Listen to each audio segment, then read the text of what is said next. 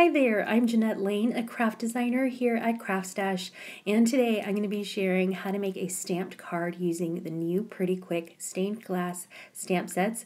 And these were designed by CraftStash's very own Kay Whitaker, and I cannot wait to show you every single one of these designs. Each set features amazing artwork that's perfect for stamping, inking, coloring, and even heat embossing. So let's get started on each set, and then I'm going to jump into the tutorial. The first stamp set is the stained glass rosebud stamps, and I love how these roses are in a window. They're very reminiscent of the Beauty and the Beast animated film, which was one of my favorites growing up. I just remember that scene where there's a stained glass window with the rose, and it's beautiful, and it just brings back childhood memories. The stamp set also includes some coordinating sentiments, so we have thank you for your friendship, kindness, best wishes, and also this standalone rosebud, which you can die cut and layer on your card front. The next stamp set is this stained glass potted bloom stamp. So we have a gorgeous intricate pot with some blooms inside of it, and the coordinating sentiments for that is just for you, with love, get well soon, and birthday wishes. Now, if you're noticing a trend with these stamps, that is not a coincidence. Each stamp features a main focal image, so the star of the stamp set, and then also some sentiments and little standalone coordinating elements, which you can stamp and fussy cut and layer on top of your card. Up next, we have the stained glass peacock stamps, and this is gorgeous. I love the panel on this and just how the thick lines and the thin lines create this great contrast and this realistic mosaic stained glass look. And I also love how the feathers are so intricate and they just cascade down the backside of this peacock. It's absolutely stunning, and the sentiments for this are so proud, happy birthday, best wishes, and then a little standalone peacock feather. This next stamp set is a stained glass dove stamp, and this is the set that I'm going to be working with today in this tutorial, and I'm going to show you how to pair this amazing design with watercoloring and heat embossing to create a simple yet stunning card front that's perfect for those times in life when you have to send a sympathy card to a friend or a loved one, and these sentiments really show that you care. So we have wishing you peace at this difficult time, thinking of you, and then we also have a cross, a flower design, and then a cute intricate design that you can also stamp, cut out, and layer on your card front. And lastly, we have the stained glass roses stamp. So we have this gorgeous star focal image stamp here, which is a rose, and then we have the coordinating sentiments, which say congratulations on your special day, with love and best wishes. I love this stamp set because it's so easy to create an effortless card that's impressive, that's quick, that's effortless, and turns out really fancy, as you're going to see in just a bit. Like I mentioned earlier, for this tutorial, I'll be using the Dove stamp set and sharing how to pair watercoloring and heat embossing to create a stunning card front that's perfect for those just difficult times in life when you have to send a sympathy card to a friend or a loved one going through some hard times. I'm going to be starting off my project by stamping my main focal stamp, which is a stained glass window, onto a piece of cardstock using my trusty dusty Tim Holtz Photonic stamping platform.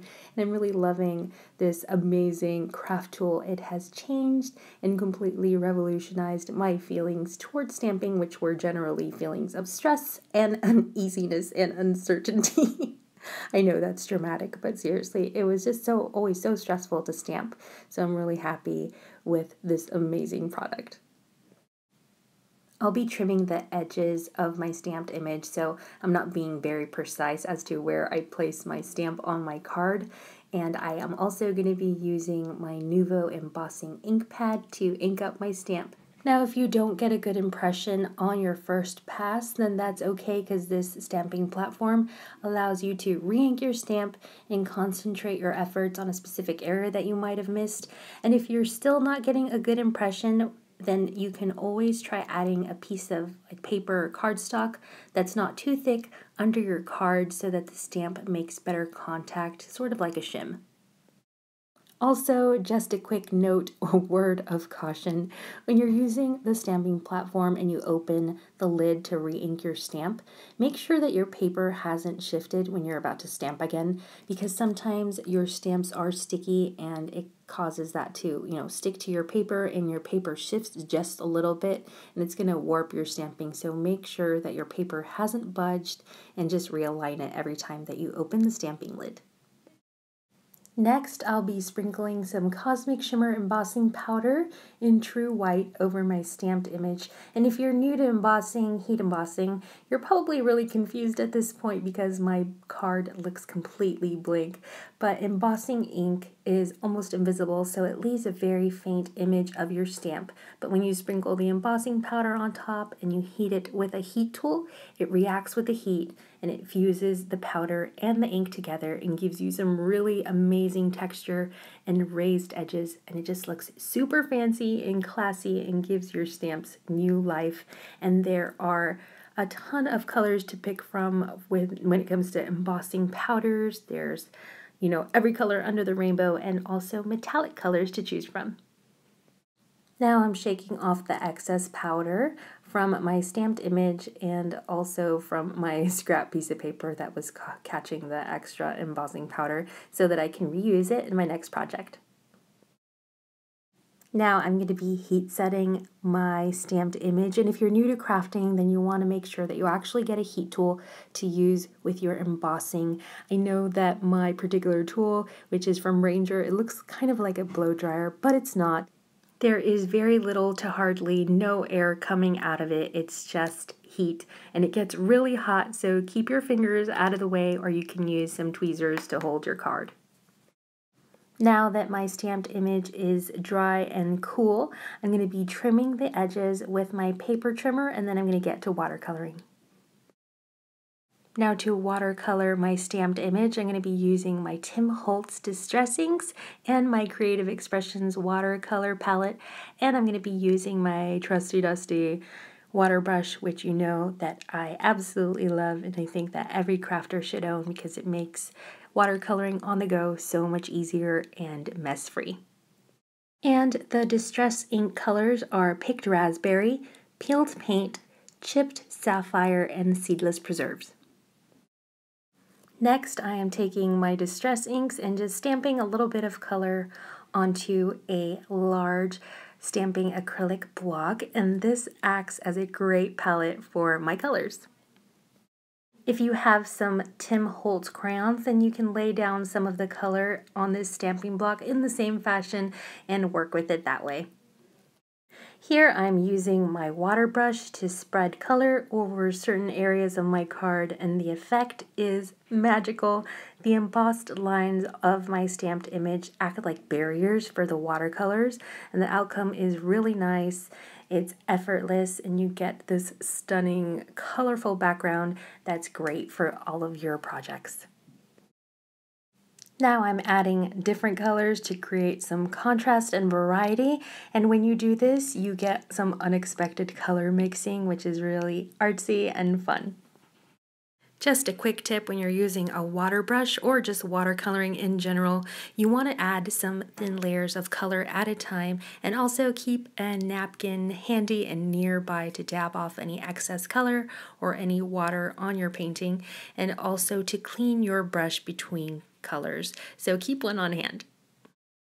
To color my dove, I'm using some watered down black from my Creative Expressions watercolor palette, and I'm going to create a light gray and use that to shade in the wings and a little bit of the dove's body, just to make it pop a little bit more, just so it's not white, so it doesn't get lost in our colorful design.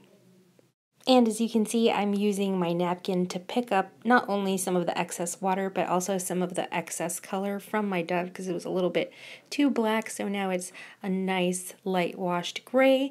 And also, word of the wise, you don't want to heat your layers of watercolor to speed up your drying process, because this is going to cause the embossing powder to reactivate, and it's going to bubble, and the watercolor will seep into the bubbles, and it's going to lose the clarity of the lines, and it's going to get kind of messy, so just let it air dry.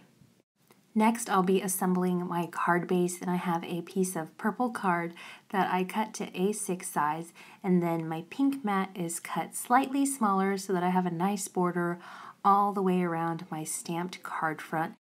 Now the border that the mat creates really zeroes in our attention to the star of our card, which in this case is the stamped stained glass dove and cross.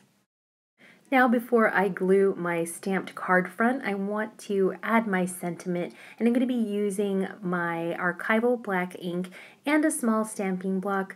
I could use the Tim Holtz platform, but with smaller stamps, it's just a lot quicker to use a stamping block, so that's what I'm going to be doing.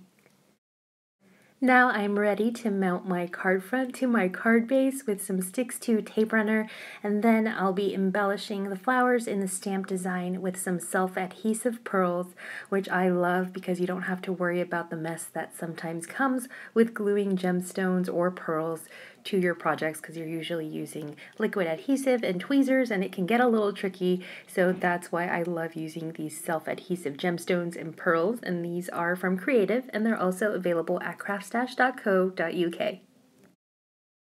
Ta-da! Here is my completed card, and I like how simple this technique was, and also how lovely and colorful it turned out. It was so easy to make, right? Now here is another version of the same card, except I added a bow to fancify it just a little bit. And if you want to add a bow, all you do is tie it before you mount your mat to your card base, and then glue the card front on the very top once your bow is tied. Easy peasy. Well, that's the end of the video. I'm Jeanette Lane at CraftStash. Thank you so much for watching, and I hope that you enjoyed this tutorial. Also, don't forget that everything I use to make this card is available at craftstash.co.uk, where you'll find lots more inspiration and how-tos. See you soon. Bye!